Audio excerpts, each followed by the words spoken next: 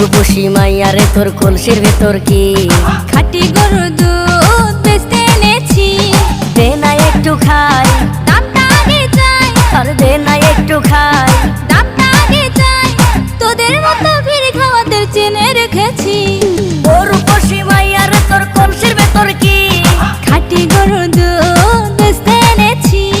ও রূপসী মাইয়ারে তোর কলসির ভেতর কি খাঁটি গরুর দুধ বেচতে এনেছি।